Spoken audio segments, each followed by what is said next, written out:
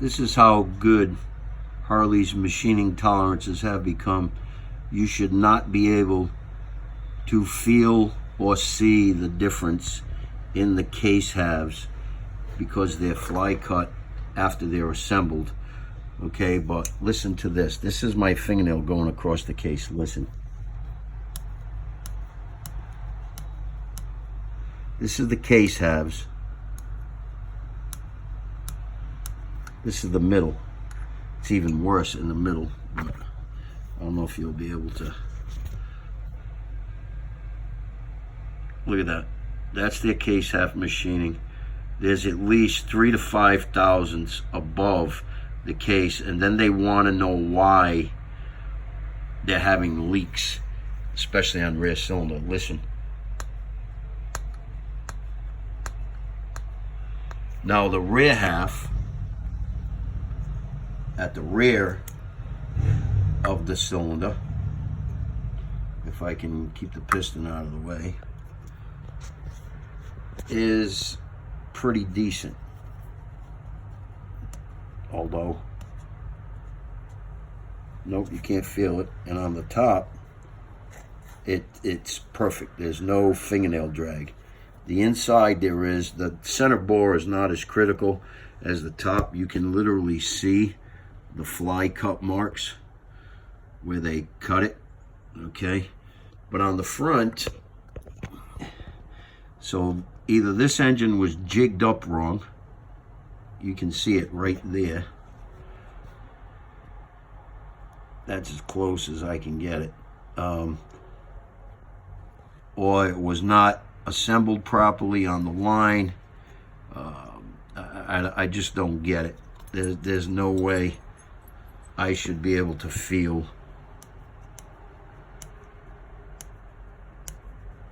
three to 5 thousandths, and it's pretty good because you run your finger over it and you can feel it. This is my personal bike, 2018 Road Glide 107. Developed a rear cylinder head leak. There's the oil, blown head gasket all over the back of the motor cover. A really bad head gasket leak. I tore it down. Harley refused to honor the warranty, probably because there's a month and a half remaining on it. There's the head gasket, okay? There's the rear cylinder head gasket, which would have been facing like this. Okay, and the big problem is the quench area right here where my thumb is. Okay, see this area? The distance between where the head bolt covers and the distance from there to the fire ring, this is the fire ring on a composite gasket. Do you see how small that fire ring is? It's less than 1/8 of an inch.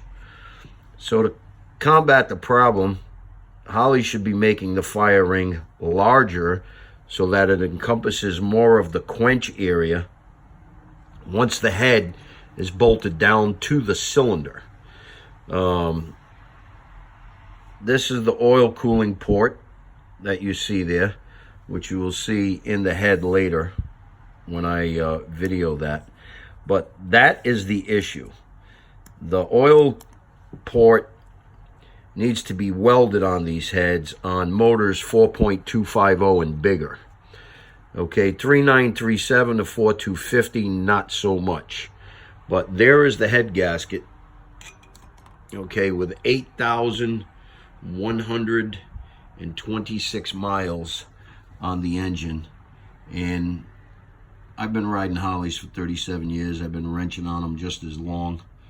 I've built 140, 150 horsepower motors. Love the twin cams. Once we got all the oil chest, cam chest problems figured out. These new M8s are problematic. Great potential, a lot of potential in this motor. It'll make wonderful numbers because the heads flow 200% more than a twin cam head does. I've heard numbers up in the high 300s. Not horsepower, but flow, CFM. So with that being said, we're tackling this. Probably going to leave it at the 3937 bore. These 4 3/8 stroke M8s, I believe, are going to be good down the road. But I went against my own advice, which was never buy the first year Harley. Going back to my experience with first year Shovelhead, aka Troublehead, aka the old sports Ironhead Sportsters, you know, ride them for an hour, wrench them for 3. Shovelheads were known, very problematic. Base gaskets, head gaskets, clutch issues, oil from the clutch basket getting rerouted through the oil tank, motor. A lot of guys did the dry belt kit. Some guys did the wet kit, where you used ATF fluid and Kevlar plates and solidified the primary case so that it was not recirculating. A lot of issues. Harley's always had issues. And then they came up with the Evos. No, the Evo was going to fix everything. Single cam, you know, like the previous Shovelheads, better oiling system. But Harley forgot something. You know, when a motor's building pressure, it needs to vent somewhere. And the early Evos had non-vented heads. Hence, a lot of blown base gaskets, a lot of blown head gaskets, oil weeping, oil seepage, oil. And here they come to 2017 with the M8. You'd think they'd learn about case pressure building. It's an internal combustion engine. There's a lot of explosions in that at, let's say, 5,000 RPM going on in that motor, and that pressure has to go somewhere. And unless they were using perfect seal rings, which would 100% seal the combustion chamber, which they don't. They use ductile iron rings just like everybody else does.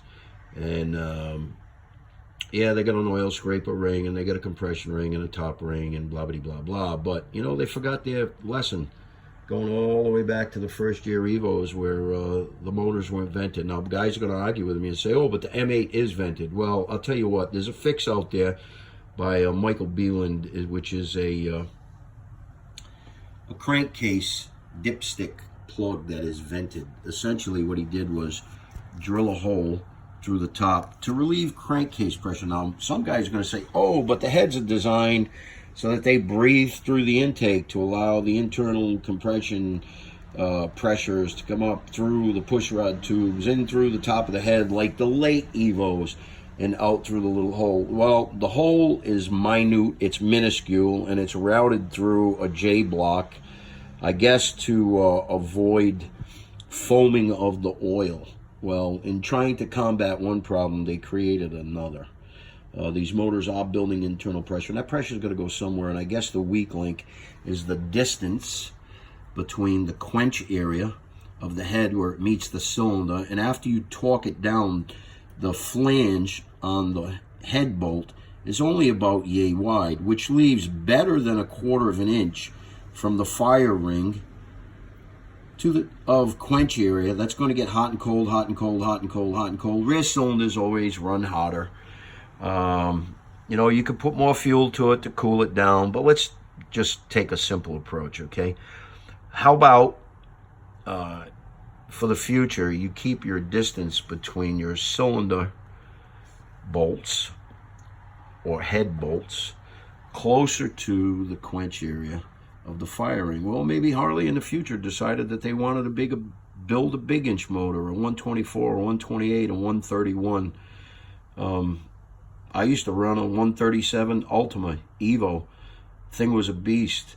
Made 158 horsepower, 165 foot-pounds of torque, but it would rip a 1-inch stainless steel axle right out of a bolt. I was using a 3.5-inch belt drive, and I'll be honest with you, that thing would shred tires, busted a couple of transmissions, but that motor was a beast and is a beast to this day. The guy I sold it to's got, I don't know, 30 some odd thousand miles last time I spoke to him. And once we got the drivetrain issues worked out, where the motor wouldn't rip the transmissions apart and belt drives and everything else, we finally got that worked out. Bike's still on the road, 30,000+ miles, 137-inch Evo motor made by Ultima out of St. Louis, and everybody thought their motors were junk because they used to have top-end ticking. Well, they used a very aggressive cam profile with a very steep ramp, and what you was hearing was the valves closing because they needed a lot of pressure to run such a high lift cam. Those cams were in the 600, 605, 630, 650, 648. They had a bunch of different cams in their big motors. And when you think of something lifting a valve 5/8 of an inch, imagine how much fuel that head is trying to dump into a 137 cubic inch motor. But anyway, we can go on and on about motor designs. The M8's a great motor. They make a lot of power. Need very little massaging to make exceptional power. But until Harley gets these issues worked out, I guess it's going to be up to guys like me. Now, my recommendation for anyone doing this is you can use your stock metal Harley base gasket. Do not, however, use the stock composite gasket like this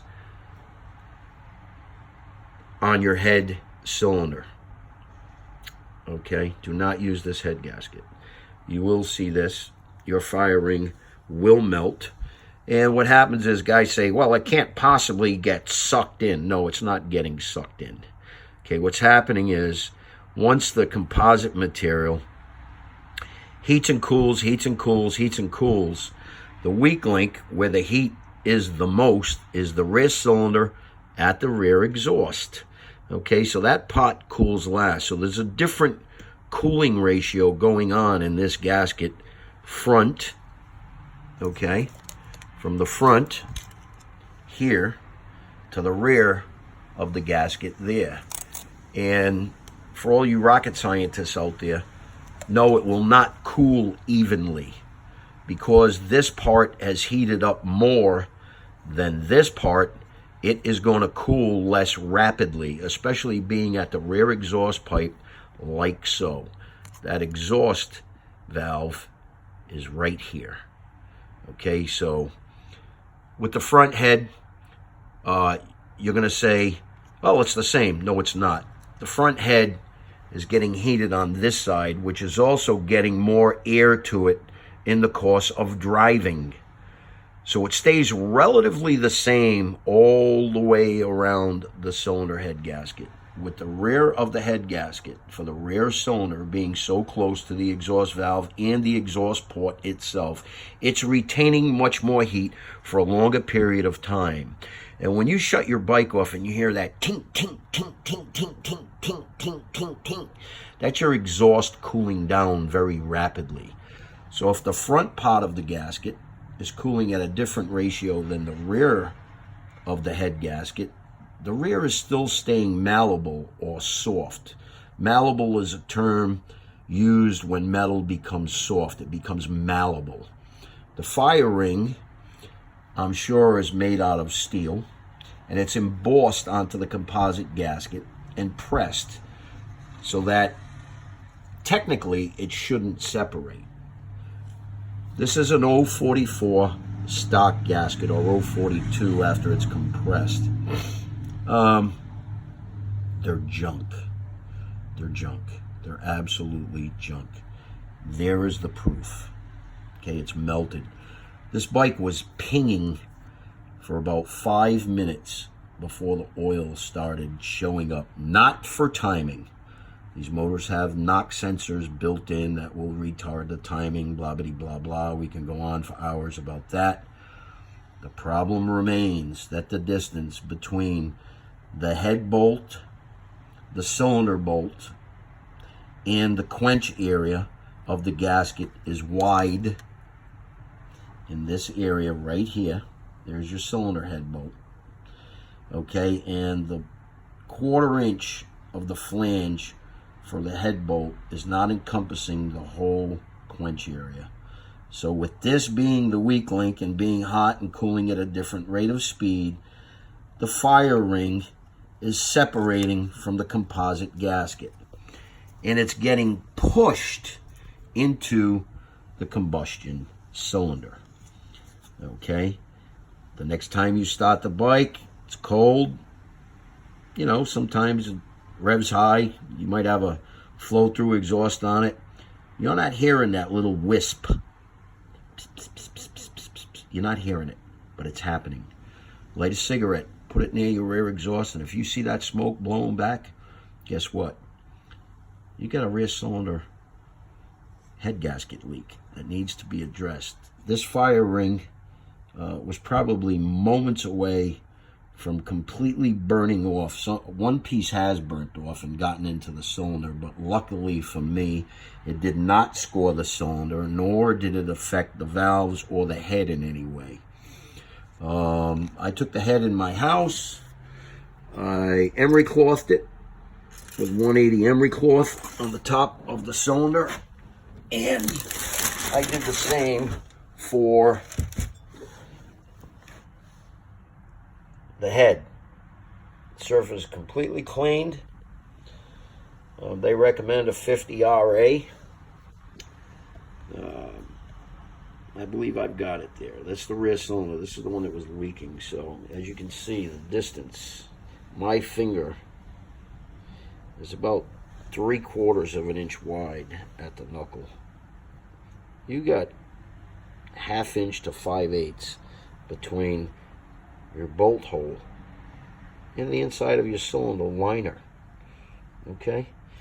With a head bolt, which I'm going to get, and I'll demonstrate why this is my theory as to why they're having so many gasket failures, and they're going to be prone to more gasket failures in the future. But hold on one second. Excuse all the garbage in the middle.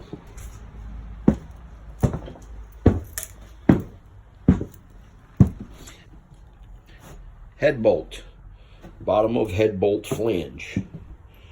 Okay, we're going to drop this in the cylinder with the old head gasket on it, and we're going to see what the difference is. Okay, so this head gasket would have been like so. Okay, there's the blown out part. Okay, the cylinder is essentially, I'm going to turn it the right way, and we're going to put the gasket on the right way.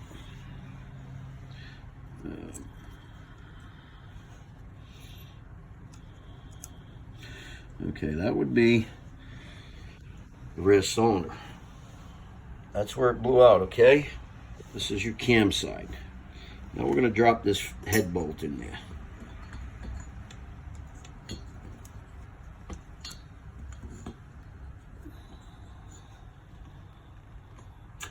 It's only going to go in so far because Harley doesn't have that as a blind hole all the way. It is a blind hole. It's not bored all the way through. But looking down at it, that would be the center of the hole. There's a 1/4 of an inch difference between the head bolt. That's sitting square in the bore right now.